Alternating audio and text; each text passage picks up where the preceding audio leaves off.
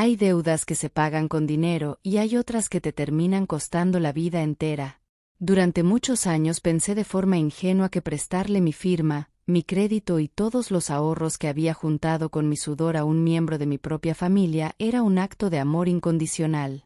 Crecí con esa idea metida en la cabeza de que apoyar a los tuyos en un momento difícil no era una opción, sino una obligación moral que no se podía cuestionar. Esta es una historia real. Un caso de la vida real que comparto hoy contigo no con la intención de dar lástima ni de victimizarme, sino como una advertencia y una lección de vida muy dura para que nadie más caiga en la misma trampa. Te hablo del día exacto en que descubrí que la persona a la que le salvé el patrimonio y el pellejo me había dejado en la quiebra absoluta, mientras se gastaba todo mi esfuerzo en lujos descarados que ni yo misma me podía permitir. La peor parte de toda esta situación no fue abrir la aplicación del banco y ver mis cuentas en cero. Tampoco fue el desgaste mental de recibir las llamadas amenazantes de los cobradores a mitad de la noche, ni sentir que el techo se me caía encima. Lo que realmente me destrozó la mente y me rompió por dentro fue ver la indiferencia tan fría de mi propio círculo. Escuchar a las personas que compartían mi apellido decirme con total tranquilidad que ese era mi problema por haber sido tan tonta y confiada. En ese instante se me cayó la venda de los ojos de golpe. Si estás atrapada en una situación donde sientes que te estás desangrando financieramente por rescatar a alguien de tu sangre, te pido que te detengas y analices muy bien a quien estás intentando salvar, porque la lealtad ciega se paga muy caro en este mundo. A veces justificamos las acciones más bajas de las personas que amamos porque nos cuesta aceptar que nos están utilizando. Nos da miedo mirar de frente la realidad y admitir que la gente en la que más confiamos es la que nos está clavando el puñal por la espalda. Yo pasé meses enteros tapando baches ajenos, pidiendo préstamos a mi nombre y quedándome sin dormir para que otra persona pudiera mantener un estilo de vida que no le correspondía, todo bajo la falsa promesa de que me iban a pagar hasta el último centavo. Confié ciegamente en una palabra que no valía nada. Cuando intentas hacer las cosas bien y actúas desde la buena fe, asumes que los demás operan bajo tu mismo código de honor, pero la calle me enseñó que la ambición y el egoísmo no respetan la sangre. El dinero fácil corrompe y destruye los vínculos más sagrados en un abrir y cerrar de ojos. Yo pasé de ser la proveedora favorita, la persona a la que todos acudían cuando las papas quemaban, a convertirme en el estorbo del que nadie quería saber nada en el momento en que me quedé sin recursos para seguir financiando sus irresponsabilidades. Fue un proceso de manipulación muy sutil, donde poco a poco me fueron quitando lo poco que tenía, usando la culpa familiar como su principal herramienta de control.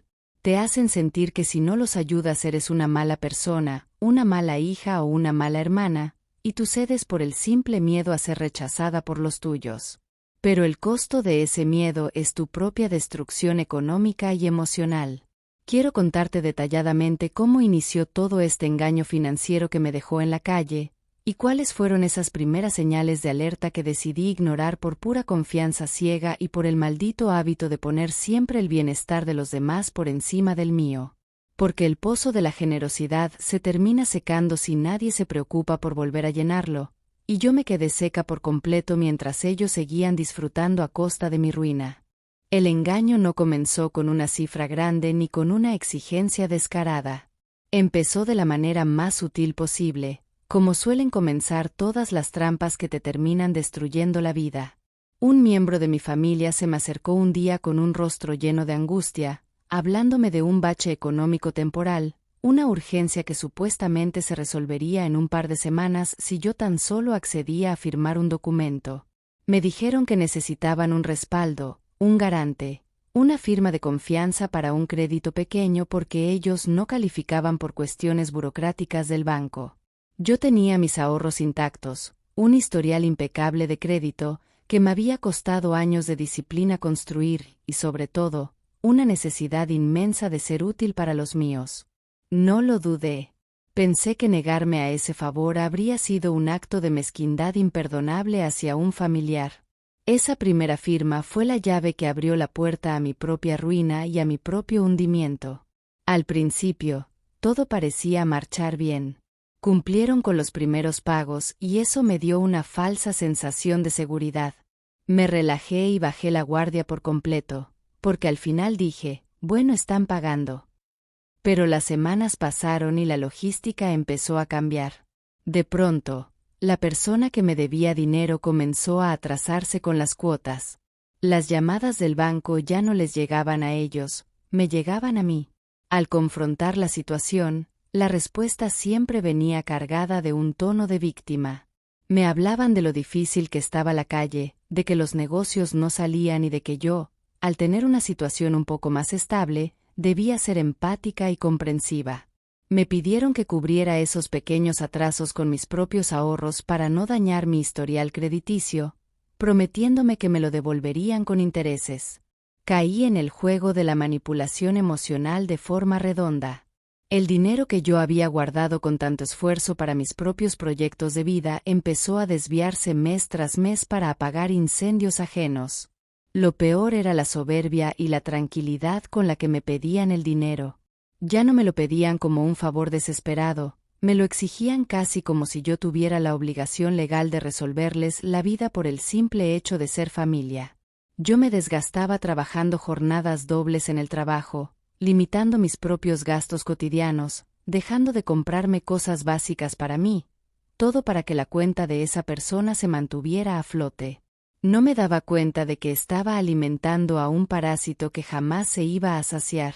Mientras yo me hundía en deudas a mi nombre, empecé a notar cambios muy extraños en su comportamiento diario.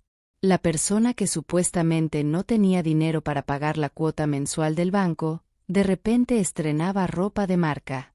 Salía a cenar a lugares caros y organizaba viajes de fin de semana con sus amigos de fiesta como si nada estuviera pasando. Cuando me enteraba de esas cosas por publicaciones en redes o por comentarios de terceros, sentía un nudo terrible en el estómago. Al pedir una explicación, la hostilidad era inmediata. Me decían que yo era una controladora, que los estaba persiguiendo por unos centavos y que ellos también tenían derecho a vivir y a distraerse del estrés. Me hacían sentir como la mala de la historia por reclamar lo que legítimamente era mío. Fui acumulando una tensión psicológica insoportable en mi rutina. Me iba a la cama con una ansiedad que no me dejaba respirar, revisando las cuentas una y otra vez en el celular y viendo cómo el esfuerzo de toda mi vida productiva se desvanecía por el caño de la irresponsabilidad ajena. Me daba vergüenza hablar de esto con mis amistades o con personas de fuera porque me sentía sumamente tonta por haber permitido que abusaran de mi confianza de esa manera tan baja. Me aislé por completo en mi propio laberinto. Seguía fabricando excusas en mi mente para justificar lo injustificable, repitiéndome que ya saldríamos de esta y que la familia al final responde. ¡Qué equivocada estaba! Estaba metida en una dinámica tóxica y destructiva donde yo ponía los ladrillos y ellos se encargaban de dinamitar los cimientos todos los días en mi propia cara. Las señales de alerta estaban ahí, pero mi mente se negaba a procesarlas por completo. El conflicto estalló de la manera más cruda cuando el banco emitió una orden de embargo contra mis bienes por la falta de pago acumulada de aquel crédito. Me llegó una notificación legal a mi casa que me dejó el cuerpo completamente frío y paralizado en la entrada. Las deudas que yo no había provocado, pero que llevaban mi nombre y mi firma, habían alcanzado una cifra que era imposible de cubrir con mis ingresos normales. En ese momento, la desesperación me consumió por completo. Sentí que el mundo real se me venía encima y que todos mis años de esfuerzo se reducían a un pedazo de papel judicial que me declaraba deudora. Simplemente por ayudar a una familia. Salí de mi casa de inmediato dispuesta a confrontar a mi familiar. Fui directo al lugar donde se encontraba, esperando ver un rostro lleno de arrepentimiento, preocupación o al menos un poco de decencia ante la gravedad de la situación. Pero la realidad me dio una bofetada 1000 veces peor que la notificación del banco. Encontré a esa persona saliendo de un centro comercial con bolsas de compras caras, sonriendo y presumiendo lujos con un descaro que por poco me da un infarto de la impotencia y la burla. Cuando la enfrenté y le mostré el papel del juzgado con las manos temblando de la rabia, su reacción no fue de disculpa. Me miró con una indiferencia tan fría y calculadora que me costó trabajo respirar. Con total cinismo me dijo que no hiciera tanto drama, que el banco siempre exageraba y que se le hacía una ridiculez que fuera a reclamarle en público por un simple retraso. Ese fue el momento exacto donde se rompió toda la contención psicológica que yo había mantenido durante meses. El tono de víctima que solía usar para manipularme desapareció por completo y dio paso a una arrogancia desmedida. Me gritó que yo no entendía nada de negocios, que me faltaba visión y que si me embargaban mis cosas era por mi falta de capacidad para manejar el estrés de la vida diaria. Entendí, con una claridad desgarradora, el nivel de desprecio y hostilidad con el que operaba esa persona. Se había aprovechado de mi buena fe y mi buena voluntad para salvar su propio pellejo y ahora que la tormenta legal estaba sobre mi cabeza, simplemente se sacudía las manos y me dejaba sola en el fondo del pozo. Así de simple. El problema y la tensión se extendió rápidamente a todo mi círculo cercano. Cuando intenté buscar el apoyo del resto de mis familiares para que intercedieran y obligaran a esta persona a hacerse cargo de la deuda, me encontré con un muro de silencio e indiferencia que me dolió más que la quiebra financiera. Nadie quiso meter las manos por mí. Empezaron a darme la espalda uno a uno en las llamadas y en los mensajes cotidianos. Me decían que los trapos sucios se lavaban en casa, que no debía ser tan dura con mi propia sangre y que la familia estaba por encima de cualquier problema de dinero. Me convertí en la villana de la historia para todos simplemente por exigir el respeto a mis derechos y por negarme a seguir financiando su comodidad a costa de mi destrucción personal. Pasé semanas enteras viviendo en un infierno diario de ansiedad, nerviosismo y humillación constante. No podía concentrarme en mis obligaciones laborales, no podía conciliar el sueño por las noches, no me alimentaba bien, el cabello comenzó a salirse. Perdí peso y cada vez que sonaba el teléfono el corazón se me salía del pecho pensando que era otra notificación de embargo. Me sentía profundamente traicionada por la gente que se supone que debía ser mi red de seguridad y apoyo en los momentos difíciles. Descubrí que la lealtad que yo ofrecía de forma incondicional era una calle de un solo sentido. Estaba acorralada contra la pared, viendo cómo mis cuentas bancarias se vaciaban por completo para pagar los abogados y los mínimos de la deuda para evitar perder mi hogar, mientras los verdaderos culpables seguían disfrutando de la vida cotidiana sin un solo gramo de culpa en la conciencia. La situación llegó a su límite absoluto una tarde gris que se quedó grabada en mi memoria de forma permanente. Me presenté en una reunión familiar con los últimos estados de cuenta y los documentos de los abogados sobre la mesa. No iba con la intención de pelear, iba buscando una solución real y desesperada para evitar que el embargo destruyera por completo mi patrimonio. Sin embargo, la respuesta que recibí fue una descarga brutal de hostilidad y desprecio por parte de todos los presentes. Mi familiar, con un descaro insufrible, se burló de mis reclamos en mi propia cara. Me dijeron textualmente que dejara de molestar con el tema del dinero, que si había firmado era por mi propia voluntad y que una buena hija o hermana simplemente asumía la pérdida por el bienestar de los suyos sin armar tanto escándalo. En ese preciso segundo, algo muy profundo se terminó de romper dentro de mi pecho. Toda la culpa acumulada que me habían inyectado durante años para controlarme se evaporó, se fue por completo en un instante de absoluta claridad. Miré los rostros de las personas que compartían mi apellido y ya no vi una familia. Vi a un grupo de personas egoístas que me estaban utilizando como un recurso desechable. Sentí como una frialdad inmensa se apoderaba de mi voz y de mi cuerpo. Me levanté de la silla, guardé mis papeles con total calma y los miré a los ojos uno a uno. Les dije que esa era la última vez en toda su existencia que se alimentaban de mi esfuerzo cotidiano o que se iban a aprovechar de mí. Les aseguré que prefería perder cada centavo en los tribunales antes que seguir permitiendo que me pisotearan la dignidad con sus manipulaciones y desconsideración por querer ayudar. Jamás cuenten conmigo. Ese mismo día tomé las decisiones más drásticas y difíciles de mi realidad. Contraté a un abogado externo para que manejara la situación legal de forma fría y contundente, procediendo con las demandas correspondientes sin importarme el apellido de los implicados, sin importarme ningún lazo que nos unía, porque me tenía que salvar yo. Si ustedes no me consideraron, ni tuvieron compasión conmigo, pues yo menos. Salí de todas las formas de comunicación que podían tener conmigo y bloqueé de forma radical los números de teléfono de cada una de las personas que habían respaldado ese trato injusto hacia mí. No fue un arrebato impulsivo provocado por el enojo del momento. Fue un acto de supervivencia, un acto de protección conmigo misma y de legítima defensa para salvar mi salud mental y la poca estabilidad que me quedaba en la vida. El impacto inicial de esa ruptura fue devastador en mi rutina diaria. Las primeras semanas fueron un calvario de soledad absoluta y de dudas constantes que me desgastaban la mente por las noches. La maquinaria del chantaje familiar empezó a operar con fuerza, mandándome mensajes indirectos con terceros para hacerme sentir la peor mujer del mundo por haber iniciado un proceso legal contra mi propia sangre. Me acusaron de ser una persona materialista, fría y despiadada. La presión social era inmensa y hubo días donde sentía que la culpa me iba a doblar las piernas en medio de la oficina. Pero no me importó y decidí mantenerme firme en mi posición sin dar un solo paso atrás. Con el paso de los meses, empecé a notar que el ambiente a mi alrededor se volvía extrañamente ligero y pacífico.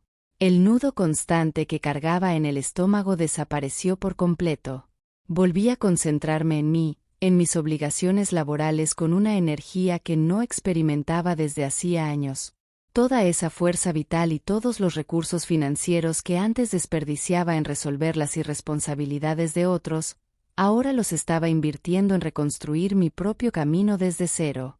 El precio de recuperar mi libertad fue convertirme en la mala de la historia para ellos, pero ha sido el mejor negocio que he hecho en toda mi existencia. Preferí 1000 veces ser la villana de su relato antes que seguir siendo la víctima silenciosa de su explotación cotidiana. Alejarme de la manipulación de mi propia sangre me enseñó la lección más valiosa y transformadora de toda mi existencia. Comprendí que poner límites firmes no es un acto de egoísmo ni de maldad, sino el reflejo más puro de amor propio y dignidad que una mujer puede demostrar. Nos han educado bajo la falsa creencia de que debemos soportarlo todo, vaciar nuestras cuentas y destruir nuestra estabilidad emocional con tal de mantener contentos a los demás bajo el pretexto de que la familia es sagrada. Pero la realidad de la calle es otra muy distinta. Lo único verdaderamente sagrado es tu paz mental, tu integridad y tu derecho a cosechar el fruto de tu propio esfuerzo sin que nadie venga a arrebatártelo con chantajes. Cuando decides decir un no definitivo, la reacción de las personas te revela de forma inmediata su verdadera esencia. Si se enojan, si te insultan, si inician campañas de desprestigio a tus espaldas o si intentan hacerte sentir culpable, no están reaccionando a tu supuesto egoísmo. Están reaccionando con rabia ante la pérdida de sus privilegios. Estaban acostumbrados a una versión tuya sumisa que no se defendía, y les molesta profundamente que ahora reclames el valor que te corresponde. El dolor de esa traición es inmenso, pero es el paso obligatorio para empezar a sanar y avanzar. Si te encuentras atrapada en una dinámica similar donde sientes que te estás hundiendo económicamente por rescatar a alguien de tu círculo familiar, quiero dejarte 3 soluciones que a mí me devolvieron la vida y la estabilidad. El primer paso es la aceptación radical.